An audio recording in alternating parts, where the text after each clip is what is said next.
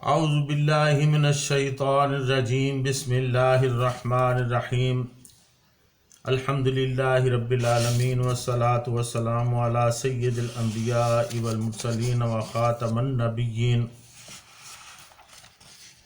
اللہم صلی علی سیدنا محمد مختلف الملوان وتعاقب الاسران وتکرر الجدیدان واستقل الفرقدان وبلغ روحه وارواح اہل بیتہ منا التحیۃ والسلام وبارک وسلم علیہ کثیرا۔ معزز ناظرین، السلام علیکم ورحمۃ اللہ وبرکاتہ۔ جاذب پبلیکیشنز میں خوش آمدید۔ میں محمد سعید جاذب آپ کی خدمت میں حاضر ہوں۔ تعلیم القرآن کا سلسلہ جاری ہے اور میں آپ کی خدمت میں سورہ آل عمران کی تفصیلات و تشریحات لے کر حاضر ہوں۔ آج کی نشست میں سورہ آل عمران کی آیت نمبر 81 سے 83 پھر سے شامل ہیں۔ یہاں ارشاد باری تعالیٰ ہے وَإِذْ أَخَذَ اللَّهُ مِيثَاقَ النَّبِيِّينَ لَمَا آتَيْتُكُم مِّن كِتَابٍ وَحِكْمَةٍ ثُمَّ جَاءَكُمْ رَسُولٌ مُصَدِّقٌ لِّمَا مَعَكُمْ لَتُؤْمِنُنَّ بِهِ وَلَتَنصُرُنَّهُ قال اقررتم واخذتم على ذلكم اسری قالوا اقررنا قال فاشهدوا وانا معكم من الشاهدين فمن تولى بعد ذلك فاولئك هم الفاسقون افغير دين الله يبغون وله اسلم من في السماوات والارض طوعا وكرها واليه يرجعون۔ اور وہ وقت بھی یاد کرو جب اللہ تعالیٰ نے تمام انبیاء سے پختہ وعدہ لیا کہ اگر میں تمہیں کتاب و حکمت عطا کروں، پھر تشریف لائے وہ رسول جو تصدیق کرنے والا ہو ان کتابوں کی جو تمہارے پاس ہیں، تو تمہیں اس پر ایمان لانا ہوگا اور اس کے بعد اس کی مدد کرنا ہوگی۔ اللہ تعالیٰ نے یہ حکم دے کر نبیوں سے پوچھا کیا تم اس بات کا اقرار کرتے ہو اور میرے اس عہد کی ذمہ داری قبول کرتے ہو؟ نبیوں نے جواب دیا ہم اس کا اقرار کرتے ہیں۔ تو اللہ تعالیٰ نے فرمایا تو اب تم اس بات پر گواہ رہو اور میں خود بھی تمہارے ساتھ گواہ ہوں۔ پھر اس کے بعد جو بھی اس عہد سے پھر جائے تو ایسے ہی لوگ فاسق ہیں۔ کیا یہ لوگ اللہ کے دین کے سوا کوئی اور دین چاہتے ہیں؟ حالانکہ آسمانوں اور زمینوں میں جو کچھ بھی ہے سب چار و ناچار اسی کے تابع فرمان ہے اور سب کو اسی کی طرف لوٹ کر جانا ہے۔ ناظرین، اس سلسلہ میں نے آپ کی خدمت میں گزارشات پیش کر دی تھیں کہ سب سے پہلے کہ میثاق کیا ہوتا ہے، اس کے بارے میں نے آپ کو آگاہ کیا، اور پھر میں نے آپ کی خدمت میں عرض کیا کہ عالم ارواح میں میثاق کتنے ہوئے ہیں۔ تو عالم ارواح میں 3 میثاق ہوئے، جن میں سے پہلا میثاق میثاق توحید یعنی عہد الست تھا، اس کی تفصیل میں نے آپ کے سامنے پیش کی۔ دوسرا میثاق نبوت یعنی انبیاء کی رسم حلف برداری ہوئی، اس کا ذکر بھی قرآن مجید میں ہے اور اس کی تفصیلات میں نے آپ کی خدمت میں پیش کی۔ اور اس کے بعد پھر میثاق رسالت محمدی صلی اللہ علیہ وسلم جس کا ذکر ان آیات میں ہے، اس کی تفصیلات بھی میں نے آپ کی خدمت میں عرض کی کہ یہ وہ میثاق ہے جس میں اللہ تعالیٰ نے انبیاء اکرام تمام انبیاء اکرام علیہم السلام کو اکٹھا کیا، ان کے ارواح کو اکٹھا کیا اور ان سے پھر یہ عہد لیا، ان سے میثاق باندھا کہ جب تم اس دنیا سے چلے جاؤ یا جب تم آؤ تمہاری زندگی میں یا تمہاری زندگی کے بعد بھی اگر ایک نبی آئے اور تو اس کی تم مدد بھی کرنا اور اس کی نبوت کا اقرار بھی کرنا۔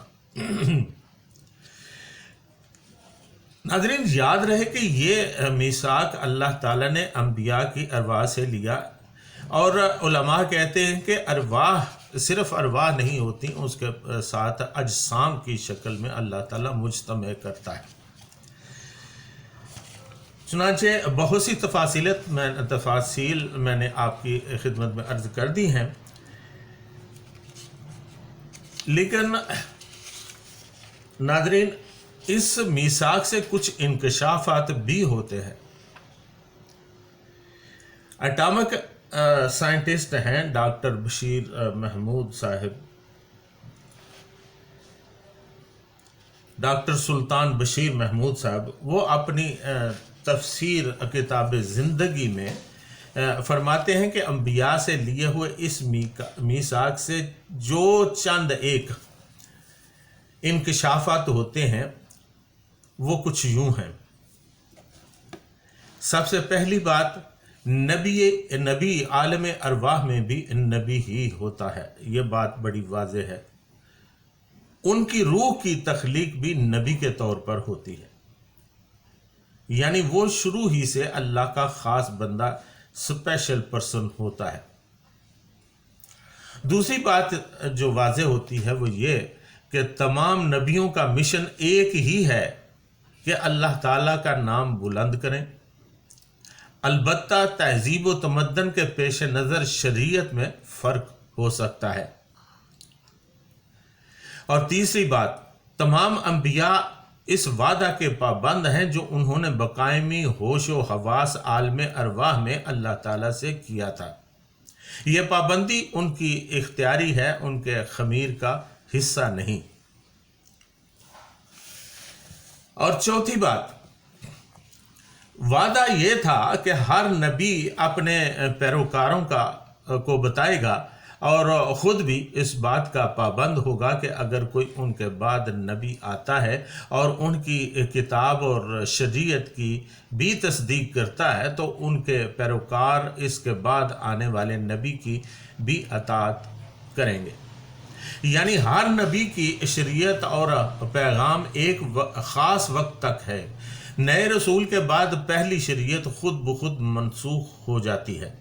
اس لیے یہودی اگر حضرت موسیٰ علیہ السلام پر آ کر ٹھہر گئے ہیں تو غلط ہے، انہیں حضرت عیسیٰ علیہ السلام کو تسلیم کرنا چاہیے تھا، اور اسی طرح عیسائی خاتم النبیین حضرت محمد صلی اللہ علیہ وسلم کو تسلیم نہ کر کے اپنے اوپر بڑا ظلم کر رہے ہیں۔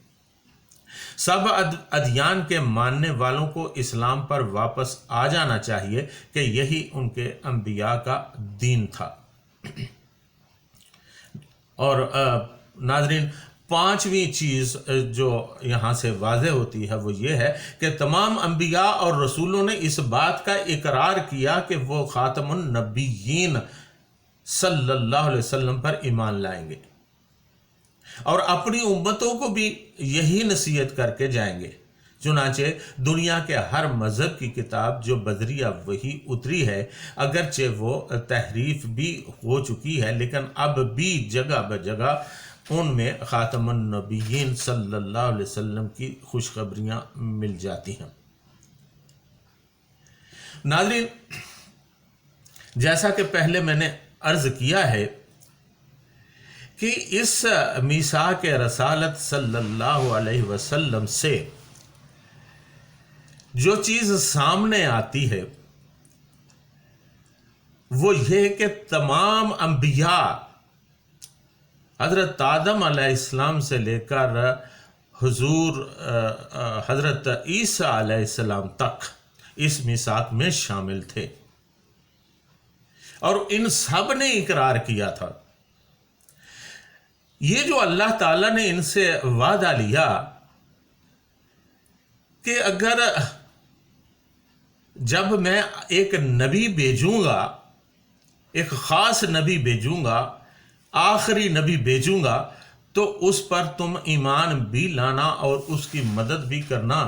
سوچنے کی بات یہ ہے کہ جب یہ میثاق ہوا اس وقت وہ سب کے سب عالم ارواح میں تھے، اور آقا دو عالم صلی اللہ علیہ وسلم کی زندگی سے پہلے ان کی بعثت ہوئی اور وفات پا گئے۔ تو پھر کس طرح وہ ایمان لاتے اور کس طرح وہ آقا دو عالم صلی اللہ علیہ وسلم کی مدد فرماتے؟ تو ایمان تو ان کا یہ تھا کہ ایک نبی آئے گا ضرور ہمارے بعد میں جس کی وہ خوشخبریاں اپنی امتوں کو سناتے رہے، اپنی آنے والی اور انہیں یہ باور کرواتے رہے کہ بھئی جب ایک ایسا نبی ان خصلتوں کا مالک، ان عادات کا مالک، اس طرح کی چال ڈھال، اس طرح کا شبیہ، اس طرح کا ان کا جسہ ہوگا اور اس طرح کے وہ اعمال ہوں گے ان کے، تو وہ آئے گا، تو جب اگر تمہاری زندگی میں آ جائے تو ان کو ماننا ضرور، ان پر ایمان لے آنا اور وہ جو فرمائے ان پر عمل بھی کرنا۔ یہ تو تھی وہ اپنے امتوں کو جس بات کی تلقین کرتے رہے۔ اب وہ خود کیسے ایمان لائیں اور خود کیسے آپ صلی اللہ علیہ وسلم کی مدد فرمائیں، تو آپ کو یاد ہوگا کہ واقعہ معراج ہوا اور حضور سرور کائنات صلی اللہ علیہ وسلم کو حضرت جبریل امین نے ہاتھ پکڑ کر آگے کھڑا کر دیا، اور تمام انبیاء ایک حضرت آدم علیہ السلام سے لے کر حضرت عیسیٰ علیہ السلام تک صف در صف نبی اکرم صلی اللہ علیہ وسلم کے پیچھے کھڑے ہو گئے، اور نبی اکرم صلی اللہ علیہ وسلم نے ان کو نماز پڑھائی۔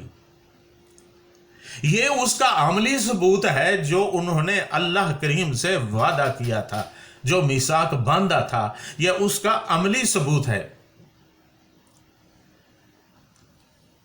تو اس کے ساتھ ہی جو چیزیں واضح ہوتی ہیں وہ میں نے آپ کی خدمت میں پہلے ہی عرض کر دی ہیں۔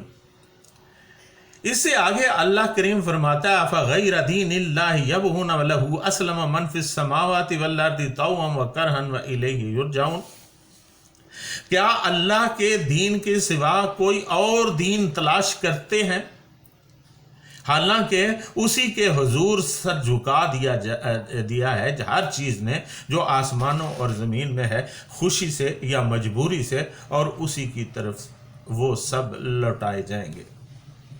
جس مالک ارض و سما کے سامنے کائنات کی ہر چیز سر افگندہ ہے، خوشی یا ناخوشی، شعوری یا غیر شعوری طور پر، اس کے تکوینی فرمان کی تعمیل کر رہی ہے۔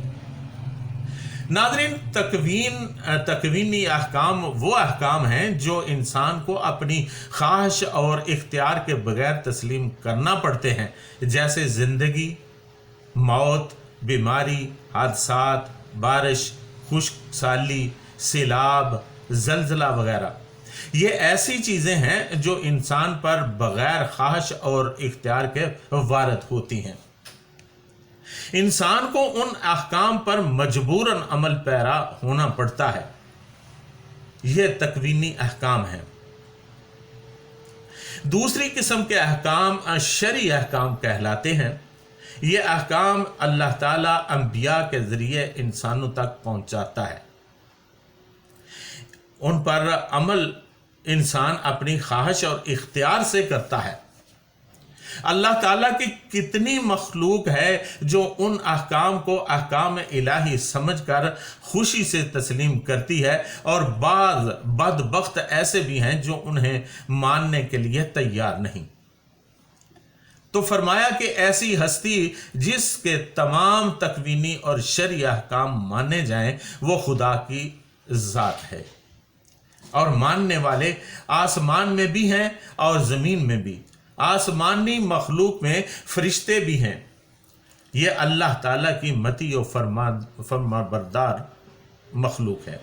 رسول اللہ صلی اللہ علیہ وسلم کا ارشاد ہے کہ آسمان میں 4 بالشت بھی ایسی جگہ نہیں جہاں کوئی فرشتہ اپنے مالک کی عبادت میں مصروف نہ ہو۔ زمینی مخلوق میں انسان کے علاوہ شجر، حجر، چرند، پرند، نباتات، جمادات سب اللہ تعالیٰ کے تکوینی احکام کی تعمیل کرتے ہیں۔ انسانوں میں بہت سے ایسے ہیں جو اللہ تعالیٰ کے شرعی احکام کو قبول کرتے ہیں، اللہ تعالیٰ کی اطاعت اور فرما برداری اختیار کرتے ہیں۔ وَكَثِيرٌ حَقٌّ عَلَيْهِ الْعَذَابُ، اور بہت سے ایسے بھی ہیں جن پر اللہ تعالیٰ کی سزا ثابت ہو چکی ہے۔ تکوینی احکام تو وہ بھی ماننے پر مجبور ہیں، مگر شرعی احکام پر عمل کرنے کے لیے تیار نہیں ہوتے۔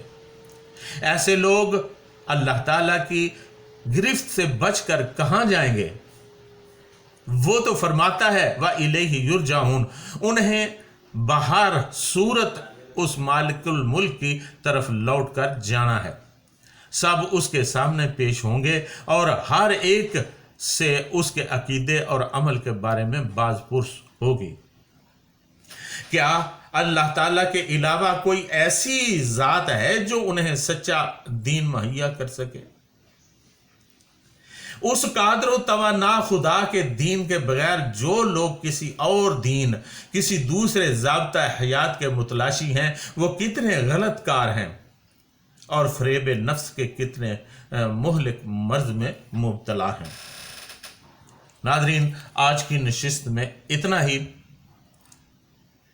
قرآن حکیم ہمیں بہت سے حقائق سے آگاہ کرتا ہے، اور یہ وہ حقائق ہیں جن کو جھٹلانا آسان نہیں بلکہ ناممکن ہے۔ اللہ تعالیٰ سے دعا ہے کہ اللہ تعالیٰ ہمیں قرآن حکیم کی حکمتوں کو جاننے کی توفیق عطا فرمائے اور اس پر پھر عمل کرنے کی بھی توفیق عطا فرمائے۔ وما علینا الا البلاغ المبین۔